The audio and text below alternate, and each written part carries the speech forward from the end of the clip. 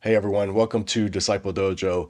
This video is going to be a little different. I'm going to pull back the curtain and we're going to nerd out on some, in this case, Old Testament Biblical Hebrew. Before we do that, if you haven't already subscribed, we need your help to reach our super lofty goal this year of 20,000 subscribers by the end of the year. No way it's going to happen without your help. So if you enjoy this video or if you just want to help this ministry, really appreciate it if you would click that little subscribe button and stick around at the end because I will give you some other ways that you can help this ministry, which relies so much on people like you. It sounded very PBS telethon-ish, didn't it? Viewers like you. So for the past few weeks, I have been studying the book of Ecclesiastes. Ecclesiastes is one of the books that I just honestly have not been very familiar with over the past 20 years or so. I mean, I've read it and I've taught on it at a very surface level, but I've never taken a deep dive into the book of Ecclesiastes like I have with other books like the Song of Songs or the books of the Pentateuch or Joshua, Judges. I've spent much more time in those books than I have in Ecclesiastes. And so I felt something just kind of leading me in the past couple of weeks, like, hey, you need to look at this book. You need to get more familiar with Ecclesiastes. I wasn't sure why, but I felt like this is a book I need to wrestle with. And once I started, I realized very quickly, yeah, this is perfect timing. I'm going to turn 45 this year. And as you hit your mid 40s, like I'm solidly mid 40s, like middle age, you start to look back at life. In your 20s and your 30s, you're looking forward in life to what's to come primarily. But once you turn about 40s, 45, 50, you start looking more back at life than you do forward. And that's because statistically, you're kind of at the halfway point, if you're lucky. So as soon as I started reading through Ecclesiastes, it just has been resonating with me so powerfully. It's fast becoming one of my favorite books of the Bible, and even more so as I actually do the work of translating the book myself. So that's what we're going to look at today. I'm going to just walk you through. This is not an exegesis course. This is not a Hebrew grammar course. In terms of the jujitsu belt systems where you have white, blue, purple, brown, black, my Hebrew grammar and vocabulary is probably like a mid-level blue belt at best. So take that into consideration. I'm just going to peel back the veil, show you what goes on here at Disciple Dojo so you can see how I approach the text. If you're a biblical scholar, if you're a seminary student, if you have a different preferred way of translating the original text, I would love to hear them.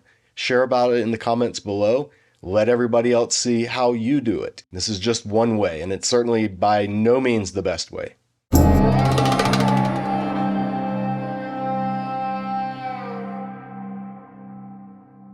So the first thing I do when I'm starting to study any book of the Bible is I need to translate it. And I do that not because any of the translations out there are deficient or wrong, but because all translation, all of it, 100% of translation is interpretation. Every word a translator or translation committee has to deliberately consider what is the best way to say what this means in Hebrew in this case, or Greek if we were reading New Testament. What's the best way to translate that concept into English? And what kind of English? What level of English? What region of English? British English? American English? Caribbean English? So translation always involves a lot of decisions. And that's why when somebody asks what's the best Bible translation, there's no correct answer for that. And there never can be a correct answer for that because you need more information before you're able to say what the best translation is for a particular reader. So doing the work of translation on your own, it doesn't give you a better finished translation. What it does is it takes you into the text itself and makes you, in this case me, have to wrestle with these interpretive decisions. The whole goal is for me to know the text in order to then better help you or people in courses or seminars that I teach understand the text themselves without having to do all of the background translation work. So the first thing that I like to do is I want a translation that I can work from on the page that I can start working with. And I'm going to show you how I do that when it comes to original languages. So I have opened Logos or Logos, and this is Logos 10. If you haven't seen my review of the new features of Logos 10, check it out. I'll put a link to it in the description below, but it will kind of give you a little bit more familiarity with this program that I'm using. But I use three digital programs to help me in my translation work. And I'm going to show you what that process looks like. So first things first, I open Logos. And the reason I open Logos over Accordance for this part is because the copy and pasting in Logos is just easier for what I'm going to do than it is in Accordance, at least in my experience. Here on the left, this is the Hebrew text. This is the Lexham Hebrew Bible. In this window, I just have a couple of different translations so that as I'm studying, that's not what this video is about, but if I were, I can compare the Lexham English Bible, the JPS, Jewish Publication Society, and then I believe this is the New Revised Standard UE, sort of a newer scholarly translation. So I've got a range here, but this is what I'm really interested in.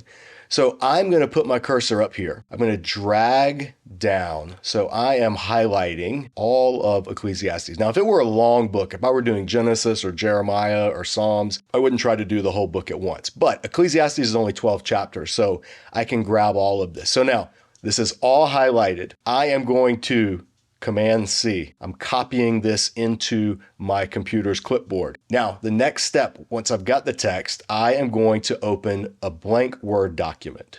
I'm going to come into this Word document. I'm going to Command V, and now I'll zoom in a little bit so you can see. Here is all of Ecclesiastes in Hebrew in this document. Now, I want this to be a document that I can write on, that I can literally write my translations out. So this is how I format it. There's a ton of different ways. Do what works for you. I'm just showing you how I do it. First of all, there's no space between the words here. So it's going to be hard for me to write my translation without any space. First thing I'm going to do, I'm going to hit Command A, highlight everything. Then I'm going to go up to the spacing option, and I'm going to set this at 1.5 spacing. And that's because I write fairly small. If you write larger, set it for larger, but I write fairly small, so I can usually get away with 1.5 space. But if you want more room to write between, do it double spaced. Completely up to you. I'll leave it double spaced right now. It's a little easier to see on the page. Now, the next thing I want to do is I don't want a full 1-inch border around the whole page. That's just wasted space. So I'm going to go up to Layout and I'm going to adjust the margins. I'm going to do Custom Margins, and the top margin I'm going to do about 0.75, so 3/4 of an inch. The bottom margin, same thing, 0.75. The left-hand margin, now this is the margin that's going to be where I'm going to punch a hole when I do hole punching. I don't want a full inch though, I don't need a full inch, so I'm going to do 0.75. Sometimes I've done 0.5, but I want a little bit of room. And then the right margin, now this is the margin that I'm going to make very large because Hebrew reads right to left. So when I'm doing my English translation, I want to put the English out beside it. So that means that the margin on the right is going to be much larger because that's where I'm going to actually be writing my translation once I get the interlinear aspect done. So I'm going to set this to 4 inches. And I may adjust that later because I may need to make it even bigger. But once I've got this set, I click OK. And now that has basically moved all of the Hebrew over to this side of the page. I've got room in between where I can make my actual parsing notes. And then I have all this space over here where I can do my translation for my writings. Now, one more thing I like to do, and this makes it easier for a later step, is I want to insert a text box on this side because I don't want to have just my handwritten notes be it. I want to actually be able to use this later. If I have a section that I want to share, if I'm teaching a course and I want to share them as handouts, or if I want to copy and paste and put something into a PowerPoint. So I'm going to prepare this for a finished document that I'll then be able to reference, save, and have in my library in perpetuity. So I'm going to go up to Insert, and I'm going to draw a text box about here. Now I want my text box to fit roughly where the text in Hebrew is and to go about as far as I can go over to the edge. So there we go. Now I want to do some things to this text box that makes it easier to use later. The main thing is I don't want it to move with the text. If you put a text box in and you're typing on the left-hand side, the text box will go down with what you're typing. I want it to stay where it is. So I'm going to right click and I'm going to go to this wrap text option. I'm going to go down here and I want my text box this square to be behind the text. So that means that it doesn't move. I could type over this and this isn't going to move. Now, because this is a text box, what it does is I can click in it and I can add text. So I can type my own translations here and I can line it up as I go. So once I've gotten all of the text, the Hebrew text, dropped into my document, and I've gotten my text box placed where I want it. And you could do some formatting. You might make this a different shade of color if you wanted some contrast. You can get as crazy as you want. But I just want a rough draft that I can work on physically. Remember, I want to physically write on this. So then I would just take this text box, Command C, come to page 2, Command V, and reposition it to line it up. And now this page has a text box. Get it centered how I want it. All right, that looks okay. Then I come down to this page, Command V, I'm just pasting it, paste it here. All right, then I go down to this page. So I do that on all 12 pages. It's not a ton of work to do. It's just clicking Command V 12 times. 11 times actually. I may at this point, if there were some big gaps, if I saw, okay, I know that this line goes with this line, I possibly could come in and put that line where I think it goes just from an initial look. But this is all rough draft. This is just so I can write on it. I'm going to come back and do a polished one of these later. So when I'm done, I would save this. I would call it whatever, JM Kohelet Translation. And then I would print it. And once I got it printed out, I would have something like this. Now I'm a nerd. I like things nice and neat and orderly. So I put some hole punches in it. I put it in a binder. Okay, so I've got my binder with my printed out, double spaced, text boxed on the side, margins, where I can actually do my handwriting of the translation of this book. So what does that look like? Okay, so here is my translation, and I've been working on this for a few weeks, so I've done the first 2.5 chapters. But anyway, you can see now I have enough room. I go through, and I'll zoom in tight, and on this side over here, I put my very, very basic translation. So this is where if I have a word that I need to parse or a quick gloss definition, I go through this fast. If I don't know a word, I skip it. If I know a word, I put it in.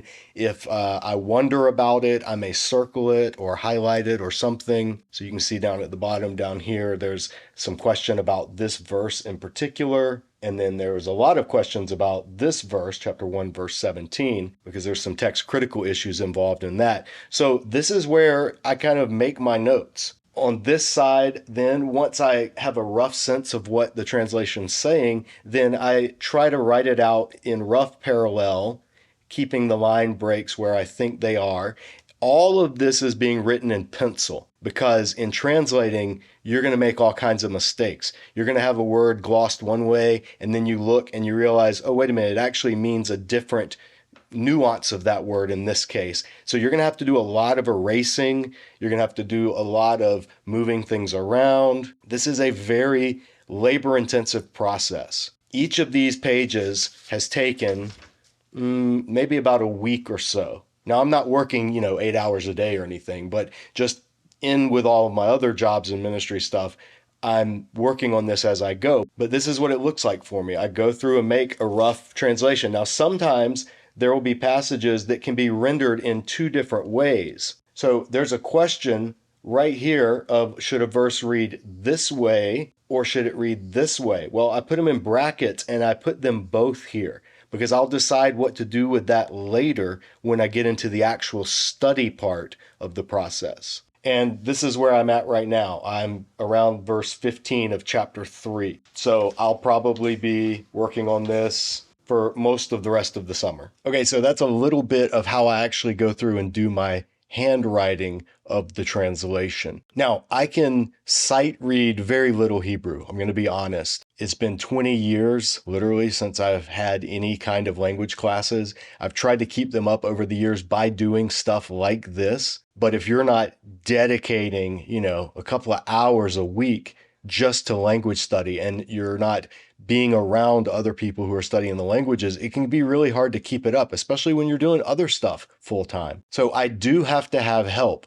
And that's where I want to show you the digital resources I use. Now, the old days when I was in seminary, before I had any digital resources, I would have these lexicons right here on the shelf. So there's my holiday lexicon. There's my theological word book of the Old Testament. If I'm working in New Testament, there's my BDAG lexicon. And I would have those right beside me with my printed out translation because I could still print Word documents in the early 2000s. And I would have to flip whenever I found a word that I wasn't sure of. I would have to flip around and look it up in the lexicon. Fortunately, we have these resources available digitally now, and it makes things so much easier. So now as I'm reading through and I come to a word that I'm not sure about, I don't know, I may recognize the word, but not know what stem the verb is in. Those of you that know Hebrew, that makes sense. If you don't know Hebrew, don't worry about it. I may not know what's an ending versus what is just the word spelling itself. There's a lot of questions, but most of the time it's just because I don't know that vocabulary word off the top of my head. So I would have to open a lexicon to find it. Well, this is where I use accordance. Now, this is my actual accordance setup that I'm using as I'm going through Ecclesiastes. I'll show you what's on the screen real quick just so you'll know what's going on. But if you want to know more about accordance, see the video here on the channel where I talk about how I use accordance in my daily teaching and studying and preaching and video making. But in accordance here on the left, now I have the Biblica Hebraica. This is the Hebrew text. This is similar to the one in Logos, but it's not exactly the same. Logos and accordance are, think of them as Coke and Pepsi. I like them both, and I use them both.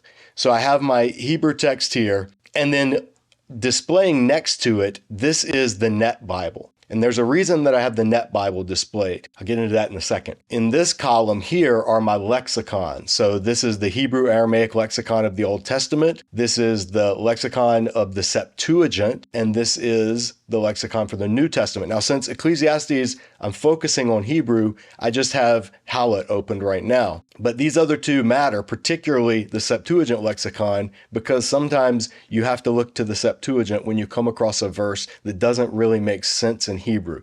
You say, how did the Septuagint translators translate it? Because it's not like they didn't know Hebrew. And it's not like they weren't fluently speaking Greek. So it helps to be able to look up a translation in the Septuagint and to be able to look at particular words there. So I leave those open, but usually tucked away on the side here. This third window, this is why I have the Net Bible open. These are the notes to the Net Bible. Now, if you've seen the review that we've done here on the channel of the Net Bible, you will know that while I don't think the Net Bible translation is really that great, I find myself disagreeing with the Net Bible translation quite a bit. The notes, however, to the Net Bible, the notes are worth their weight in gold because the Net Bible has these translation notes. Hundreds of thousands of these things. And they actually walk you through what the translators were thinking, what the original language literally says. Sometimes what it literally says doesn't make sense. And then what the translators of the Net Bible, at least, think is going on there. And they take into account the other ancient versions, the Septuagint, the Dead Sea Scrolls, other medieval Hebrew manuscripts where there is a variant reading. So this is what I have open as I'm going through, but I'm spending most of my time here because this is the text of Ecclesiastes. So I'm at Ecclesiastes 3:15 and I'm reading along and I'm going to type out literally what it says and then we'll just kind of walk through how we get to a polished translation. So literally this says, what? This is the word ma, what? And then this is two words together. This is she and haya. This is haya is a simple verb. It just means to be. It means he was, it was. And she is this, its fuller expression is asher, and it means like that which or what is. I don't know the grammatical term because, again, my grammar classes were 20 years ago. But this is basically saying what, and this is a question like what, that which was. Literally, what it was. So that which was. And then kabar. Kabar is just the word, it means already. Now, I'm not 100% sure. If I'm reading along, I know this because I've translated this many times in Ecclesiastes so far. But if I was like, I'm not quite sure if that's the word kabar or if this is ka, which means like or as, and then bar, which is another word entirely.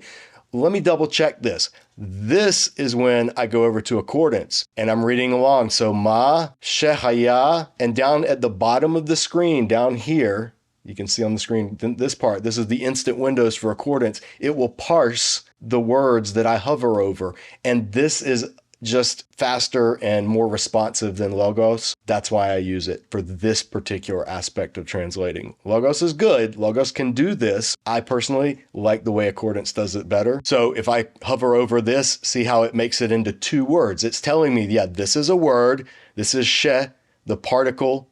It's a relative particle, so it means who, that, which. And this is haya. This is a verb, and it's in the cow stem, which if you don't know Hebrew, don't worry about it. It's the perfect third person masculine verb. So literally would be he did, or he was, or it was, because there's no neuter in Hebrew. So then I come to kabar. This is the word I had the question about. So kavar, right down there at the bottom. Participle, adverb, already. You can see that. It pops up right down here. When I move my cursor, it goes off the screen. So you have to look here. There it is. So this is the reminder. Now, I could just skim through this and only look at the instant details, but that's not helping my Hebrew. And so you can even turn the instant details off. So now I have to go through, and if I have a question about a word, I'm going to turn them back on, and it's right there. But in terms of just having a quick gloss, this is doing what sitting and turning pages in a lexicon and coming to kabar, particle, now, already. Okay, so this just saves me all that time. I can just hover over it and it's right there. Super helpful. Now, this is not helpful if you don't know Hebrew, if you don't know the language, if you're a student of Hebrew and you're in the process of having to memorize paradigms, vocabulary, all of that stuff. This is actually going to short circuit your learning, so don't do it. But if you are out of your classroom setting, you've done your Hebrew class, you've gotten your passing grades, and you're just trying to keep your language functional, that's where this comes in really handy, especially if you're a busy preacher, teacher, Bible study leader. So there will always be, like with any academic tool, there will always be ways to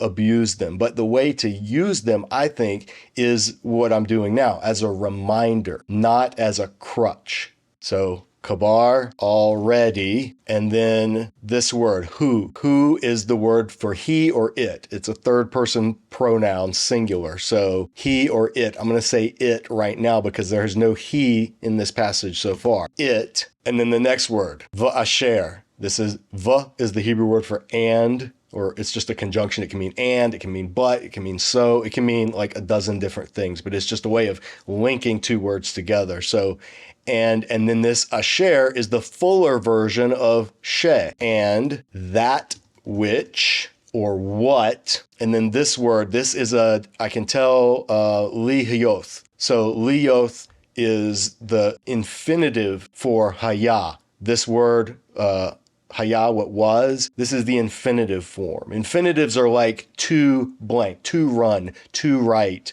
to make YouTube videos. That's an infinitive. So this is to be. And then again, kabar. So we have that repeated twice already. Haya, there's the verb. Haya, was. It was. And I have a feeling that the line breaks here, or at least the thought breaks here. And what comes next is going to be kind of an addition to that line. So I am going to hit return, and I'm going to make this a separate line. Then I click back in my text box, and this is the word and, ha, the article, the, Elohim. You should probably know what Elohim means, even if you don't know any Hebrew. So, and Elohim, and ha is making it definite, and God, Yovakesh. Yovakesh, I think it's from the word bakash, which means like to look for or to search or to seek. And I know that that yah means that this is the third masculine singular, imperfect. So he will, or it will do whatever the verb is. I think bakash is to seek. So again, I want to double check. I come over to accordance, yabakash. And there it is at the bottom. This is a PL. This is a different stem in Hebrew, but it's a PL imperfect third masculine singular, to seek. Now, since it's a PL, If you don't know Hebrew, just nod along like you understand. But those of you that know Hebrew, even a little bit, you know that cal and pl, sometimes if a word is in one stem, it has one nuance of meaning. And if it's in another stem, it has another nuance of meaning. So I want to double check and make sure that this doesn't mean something weird in the pl that other than what it means in cal. So in accordance, I'm going to triple click on this one because I have accordance set up. So when I triple click, it opens the word in Hebrew Aramaic Lexicon of the Old Testament. So I can look at Halet just by triple clicking on the word here, and it pulls up the entry. And it says right here, it's the PL. So this is going to be what it means in the PL. And I'm reading along. These are all the different meanings: to search for, to seek to destroy, somebody's welfare, to retrieve. And then the reference they give me is Kohelet 3:15. That's our passage. That's our verse. That's why this is highlighted in yellow, because in accordance, this wouldn't work in a print version, but accordance has keyed Halet to the Hebrew text. So it's whenever there's a passage that I'm reading through in Hebrew and I click on it to check a word entry in one of the lexicons, if the lexicon cites this particular instance, then it'll show up highlighted. Really helpful. So the Hebrew Aramaic Lexicon of the Old Testament is saying that bakash in the PL stem in this verse likely has the meaning of to retrieve, to search out and to bring back. And then it gives other meanings of the word. You can see this helps me then do what translators have to do. Now comes the hard part. Now I have to say, so in this section, in this context, what does it likely mean? Now, I could just put what Halet said because the people that compiled Halet are way smarter than me and their Hebrew is infinitely better than mine. So it's not like that's not a safe bet, but this is good to be able to ask, okay, why are they saying that it means to retrieve here in this case? What is happening? So you have to work through the process along with the translators. Just for right now, I'm going to go ahead and note it means will retrieve. You spell retrieve, I-E-V-E, there we go. So God, he will retrieve, and then this is the definite direct object marker, eth. So it's telling you what is going to be retrieved, what's receiving the action of the verb. And so nirdaf. Now, I don't know what nirdaf means off the top of my head. I have a feeling that it's a nifal, which is sort of a passive stem, and I think it's from the Hebrew verb radaf. But off the top of my head, I don't know what radaf means. So again, back to accordance. Radaf. Radaf is, I was right, it's a nifal and it's a participle, so it means what is being radafed. And you look down there at the bottom, to pursue. So in the nifal, radaf means to be pursued. What is being pursued is what nirdaf means. And if I want to double check this gloss here at the bottom of the screen, I'm like, well, I think they got it right, but let me see the fuller entry. Triple click, and now it takes me to the entry for the verb radaf, and I can see this is what it means. In the cal, it's not a cal. I need the nifal. So I keep scrolling, nifal. There it is. This is the stem, and it has two meanings here. It means to be hunted, and then it gives another meaning, and it cites this verse to vanish or disappear. And then it gives some other examples from the Septuagint, from the Peshitta and the Targum. It even gives you the Latin from the Vulgate, and then how Gesenius rendered that which has been dispelled, which has been disappeared. So this is just lexical information of how other lexicographers and other sources have used this word, nirdaf, and what they've meant by it. And so what Halet is saying is, we think in this instance, Kohelet 3:15, we think it means vanish or disappear. So God, he will retrieve or he will seek, because seek is the basic word for bakash. So he will seek or he will retrieve the being vanished. So he will retrieve what is vanished, what is not there, what is disappeared. So I would have to think, how do I want to say that in English? What's the best way to say that? I'm going to put,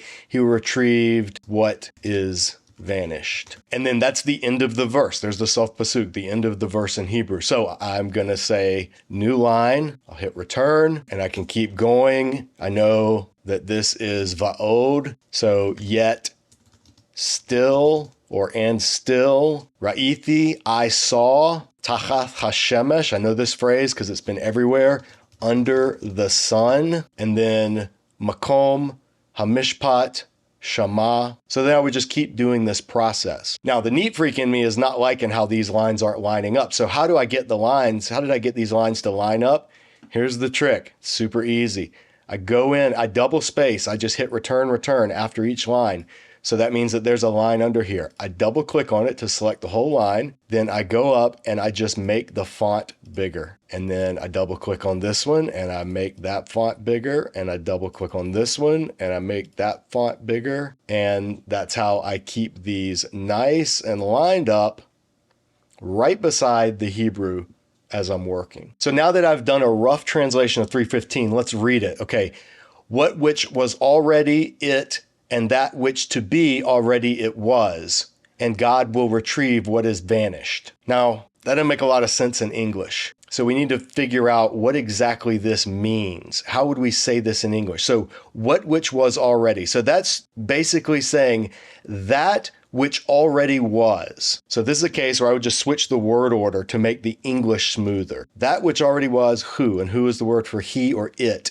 And in Hebrew grammar, if you say something it, something who, what that means in English is a way of saying that's what it is, or it is, it exists. So there's an implied verb, even though there's no actual verb, it's a verbless clause. So that which already was, it is. Or you could just say that which already was, is. This is poetry.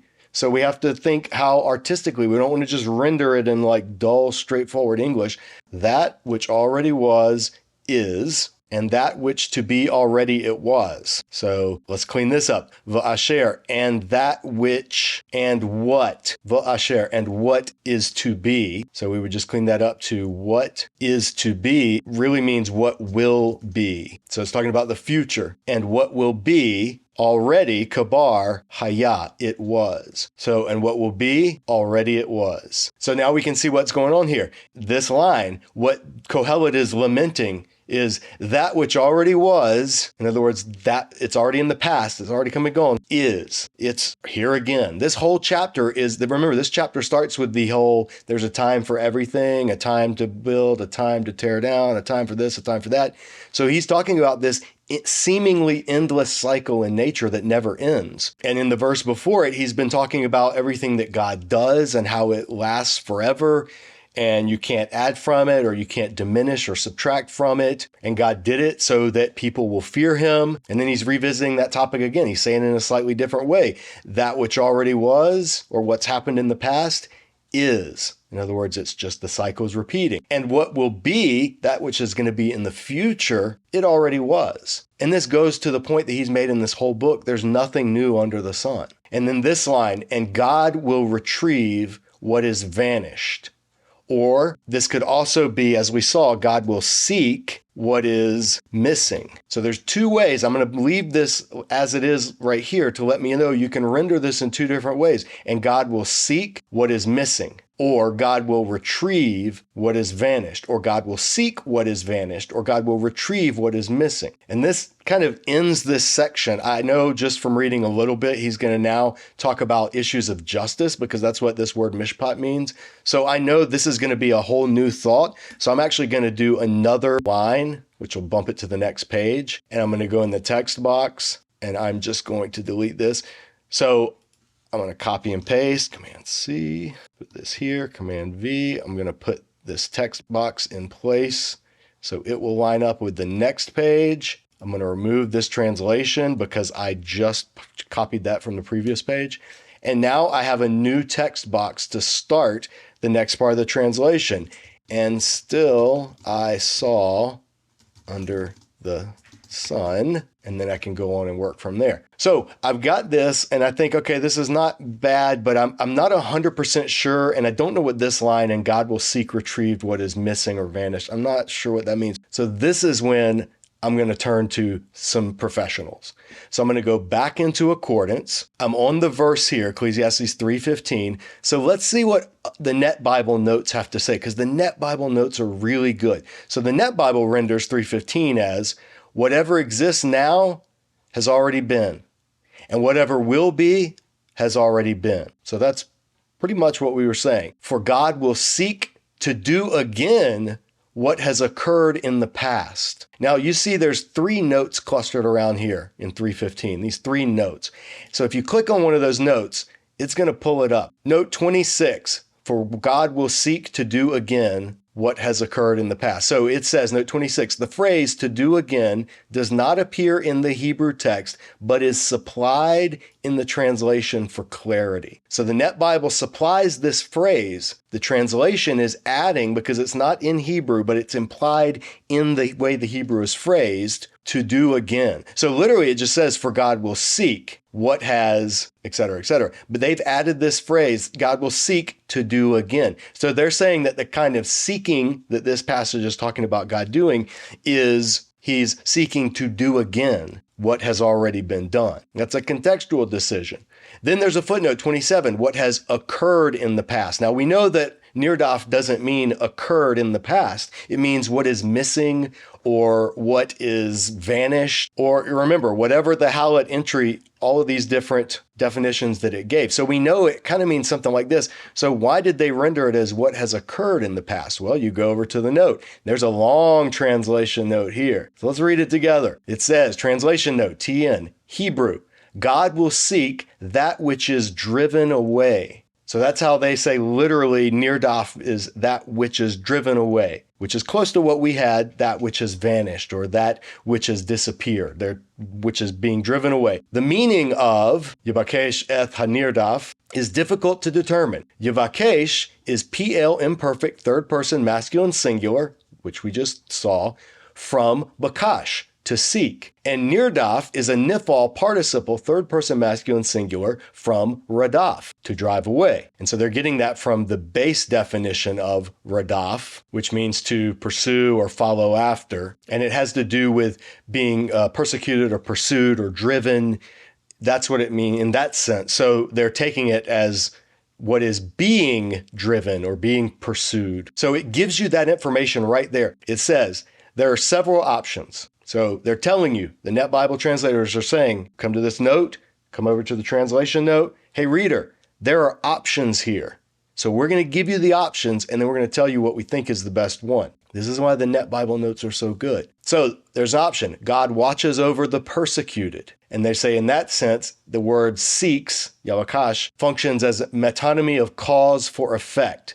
That is to protect. So God seeks out in order to protect those who are being driven away, those who are being persecuted. But they say, but this does not fit the context. And they're right. There's nothing in this context, immediate context, that is talking about God seeking to protect those being driven away or anything like that.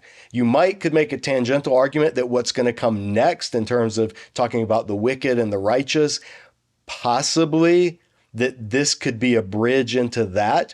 So they list this as an option, but they say contextually though, if 3:15 goes with what came before, rather than this next section after about injustice and oppression, then it doesn't really make as much sense to translate it as God watches over the persecuted or oppressed or those who are being sought. So then they say, number 2, God will call the past to account. So that's another way they could translate it. Yabakesh functions as metonymy of cause for effect, that is to hold accountable. So in other words, God will seek to hold accountable. That's the purpose of his seeking. And ethnirdaf is metonymy of attribute, that is the past. So what has disappeared is a poetic way of saying what has disappeared in time, what is gone, what is past. And then they say this approach is adopted by several English translations. God requires that which is past. That's how the King James translates it. God will call the past to account. That's what you read in the NIV. God summons each event back in its turn. That's the New English Bible. So that's a pretty common way that some translators have chosen to render this.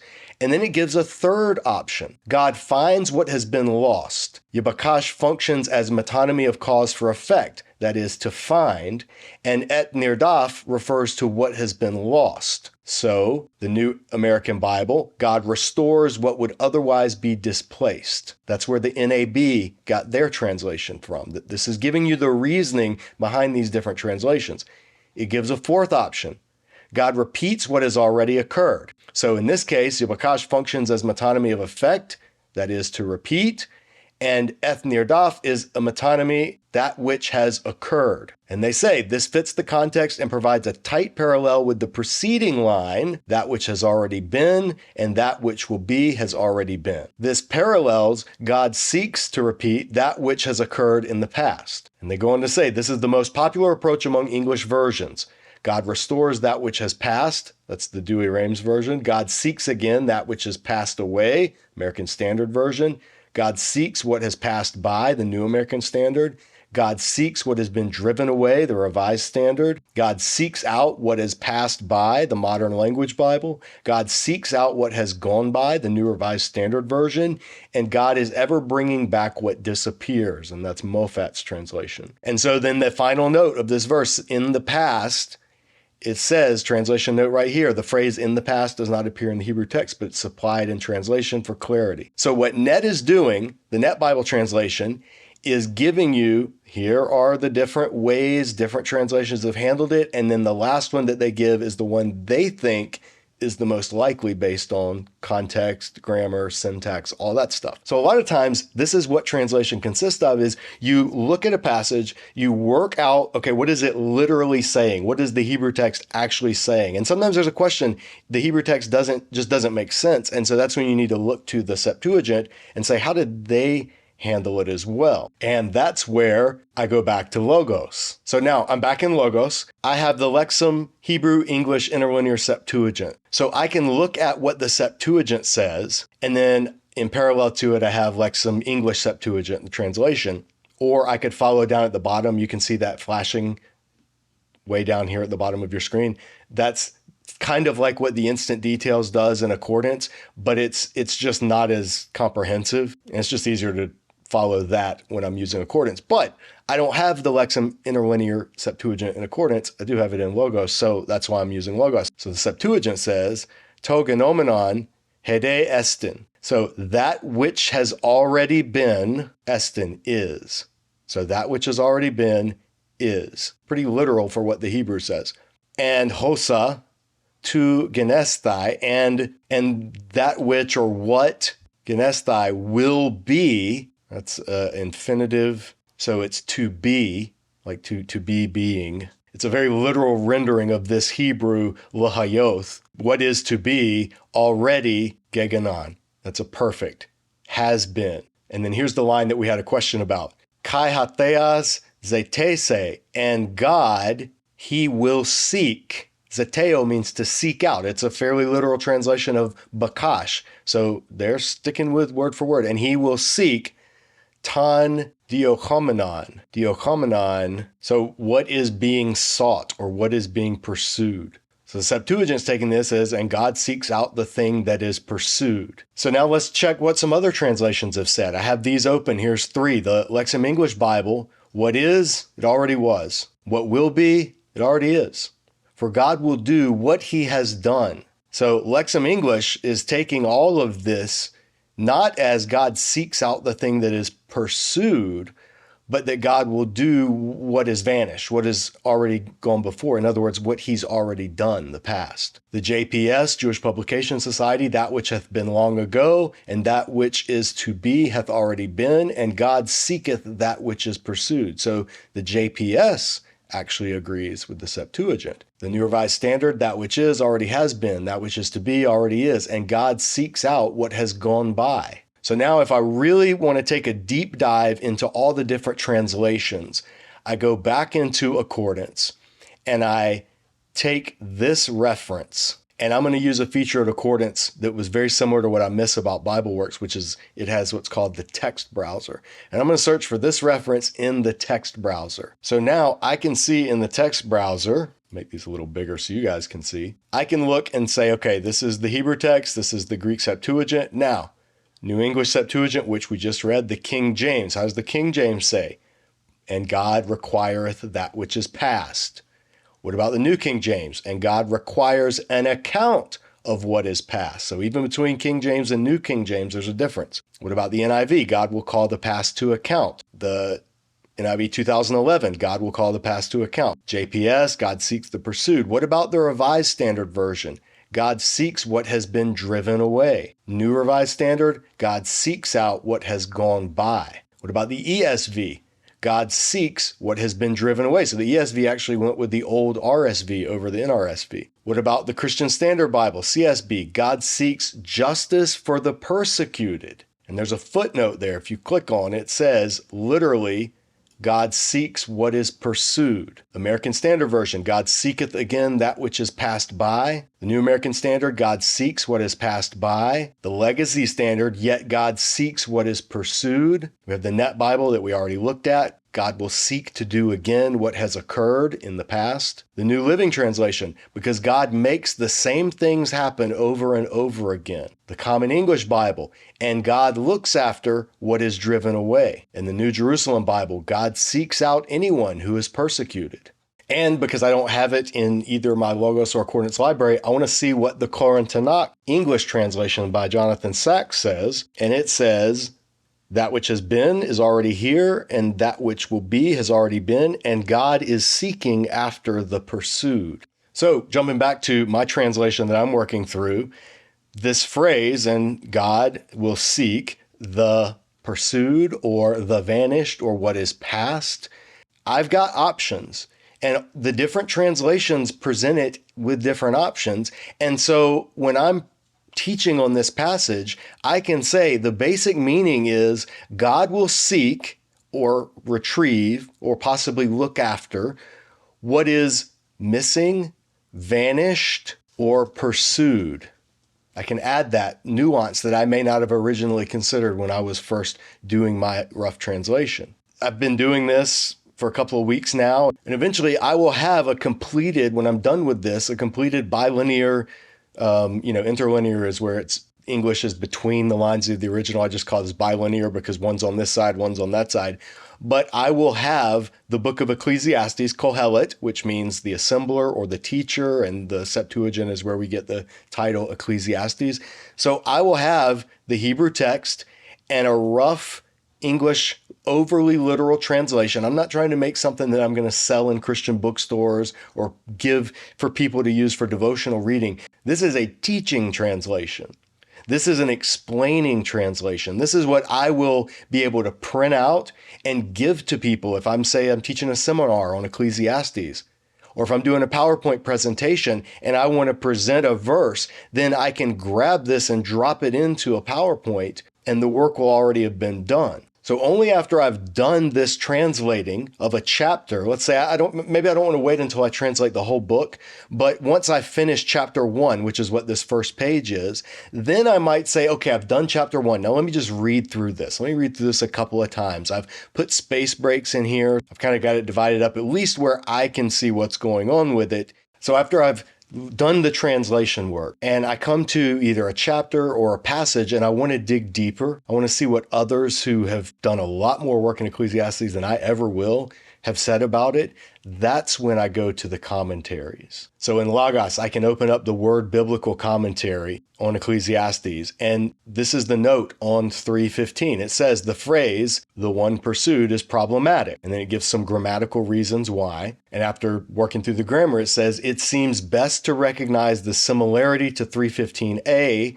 and to 1:9, and the context of the phrase must be time. Nirdaf can be understood to designate what is rushed after, or even caught up with, such as time. The reference then is to the past or events of the past, which God will call back into existence in line with the thought of verse 15a. And so then that was the translation note in Word Biblical. Then in the actual commentary on verse 15 in Word Biblical, it says, Kohelet has just characterized the divine action as belonging to the category of olam and as unchangeable. Olam is the word for eternity or the age to come or forever or just for a long but hidden amount of time. He goes on to say the obscurity of verse 15b, that's the verse we've been looking at, remains a problem. But the words seem to be complementary to 15a. Nothing escapes the dominion of God, who has everything within the divine purview. God will seek out what is pursued, that is, the events of the past. There is certain similarity of structure with 14b. Both parts speak of divine action in the face of unchangeability and repetition.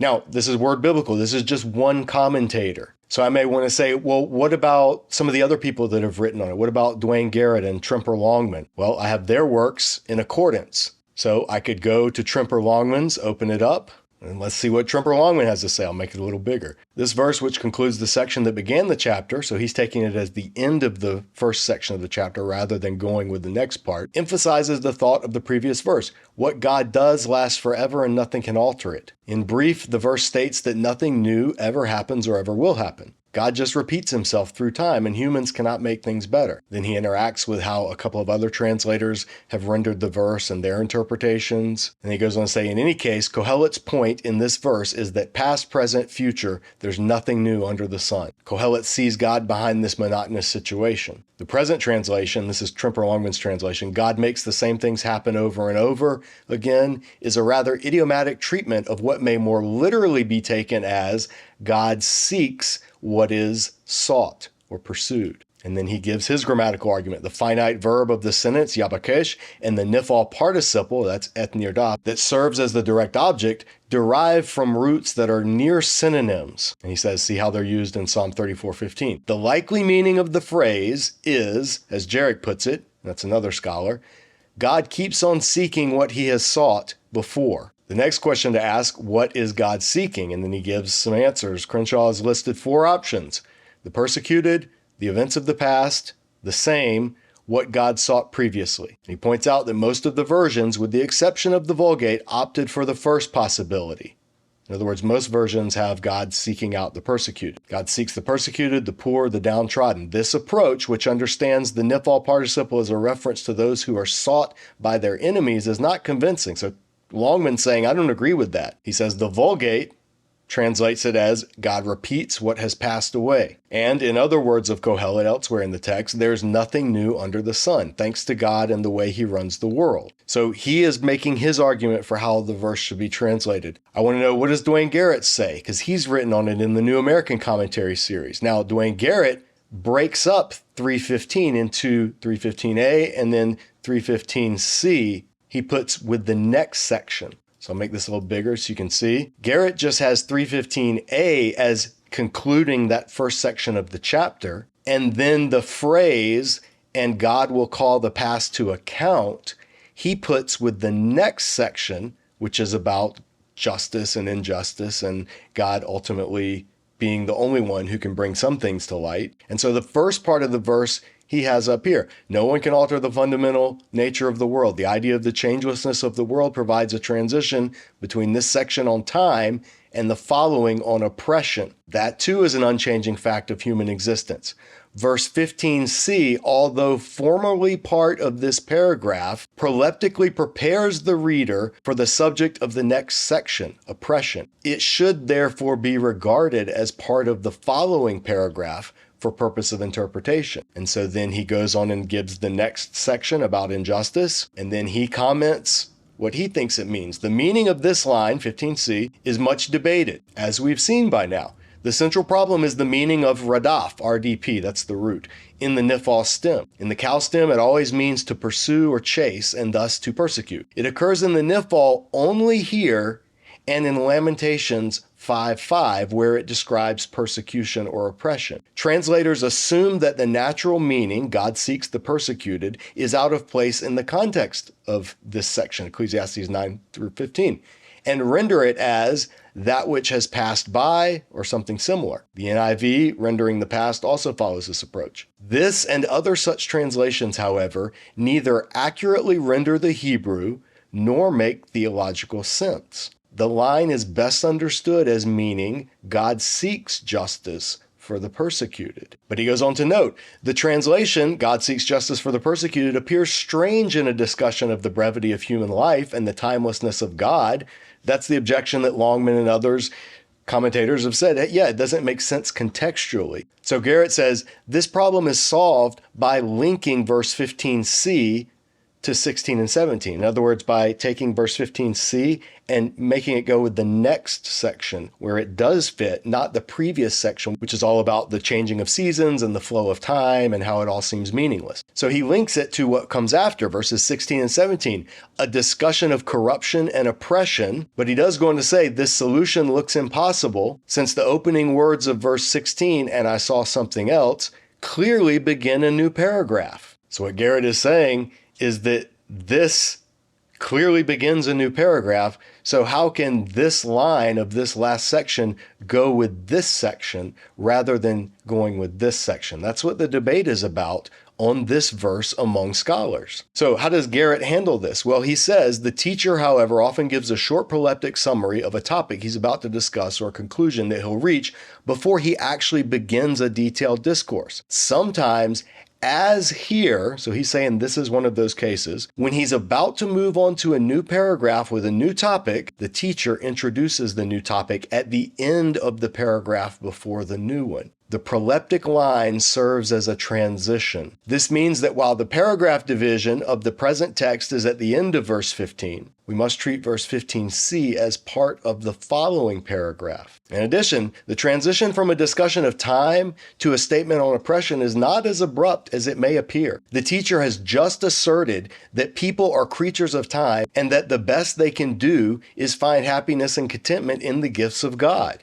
That was everything he said in chapter 3, verses 1 through 14. He then turns to the discussion on the line, and God seeks justice for the oppressed. Oppression and injustice fill the heart with bitterness and make it impossible for anyone to live according to the practice recommended in 11a of accepting one's lot in life with contentment. No one can pass through cycles of life with serenity while under the oppression of corrupt political power. And so he says that's what then the rest of the chapter is going to unpack. And then at this point, these are kind of three fairly heavy commentaries that I've looked at. I would also look at it in some of the other ones. I would check the Understanding the Bible commentary, check the Bible Speaks Today commentary. I'd check Anchor Bible to make sure I didn't miss any technical arguments because Anchor's a pretty technical commentary.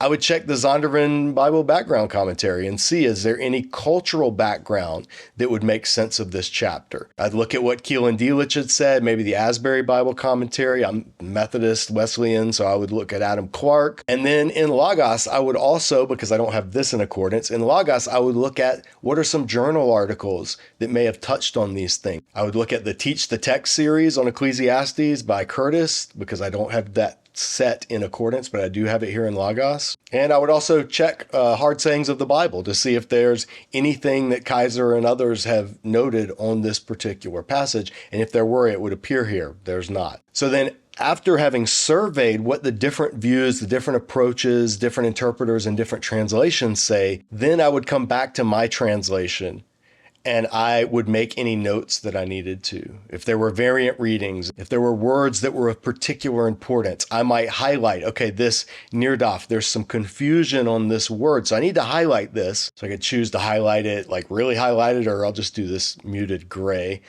So now, when I'm teaching through this section, I know, hey, this is an important word.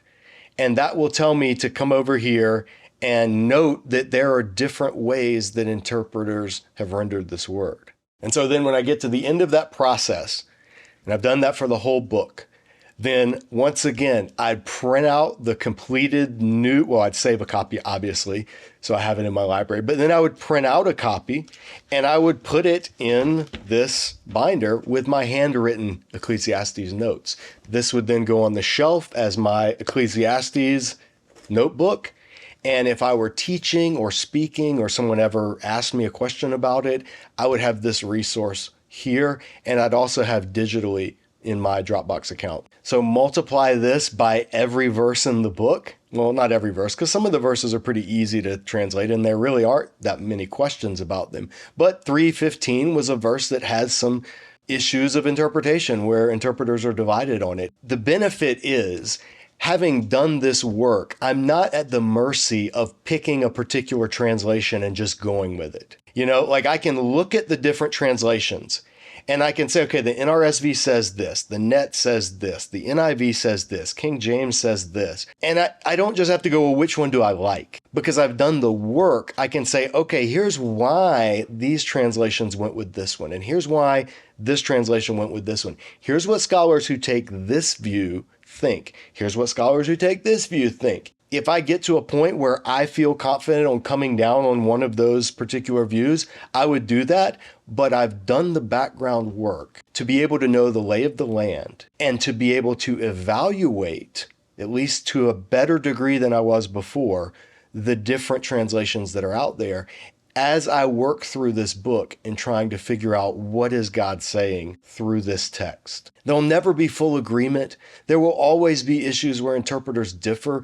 Every act of translation is an act of interpretation. So we're never going to be able to get away from that because that's just what it means to be human and speak different languages from one another. But we can do the best we can to understand the text the best we can. And that way we're better able to listen to the Spirit, to the written word, and to other believers who are wrestling with the same text that we are. So I hope this has been helpful. I don't know if anybody's even watching at this point. You got to be a real Bible nerd to care about this. But this is the kind of work that goes on behind the scenes here at Disciple Dojo. So sometimes if I don't have a video posted very often, it's probably because I'm doing stuff like this. But there's no way to get around it. If you want to teach the text, you have to know the text. And you owe it to God to do the best you can with whatever tools He's given you. If He's not given you the time or the resources to learn the original languages yet, if He hasn't given you the ability to have a digital library or lexicons on your shelf, it doesn't matter. You use whatever He has given you to the best of your abilities. You listen to other Christians and thoughtfully, not defensively, not reflexively, but thoughtfully consider different points of views, weigh them, sift them. Don't be prideful about, well, I studied it out, so it means this. The internet's full of that kind of nonsense. We don't need any more of it. What we need is to say, well, I don't know if I buy that argument. Here's why I think it's this. And then that exchange happens. That's how people learn. And lo and behold, sometimes we may end up changing our minds. I know, right? Scandalous. So keep digging, keep sharpening that sword of the Spirit, never stop learning, and Disciple Dojo will do the best we can to help equip you to do that better. If you appreciate this ministry, if you want to help us out, the best way you can do it is by becoming a monthly dojo donor. Everything we do is nonprofit. Everything we do is entirely based on donor funding. So if you like deep dive Bible nerd videos like this, or you like our Refugee Jitsu outreach where we teach local refugee, immigrant, and lower income kids anti-bullying techniques, or whether you want to support our ministry to single adults called the Grown Ups Table, where we provide community and events and connection for people who are struggling with loneliness and who in most churches fall through the cracks. Any of the things that we do here at Disciple Dojo, if you appreciate it, consider becoming a monthly dojo donor. You can give whatever amount you're able, but that monthly gift really, really helps us. And we're so thankful for those of you who already are. So thanks for watching, and we'll see you back here next time, once again at Disciple Dojo.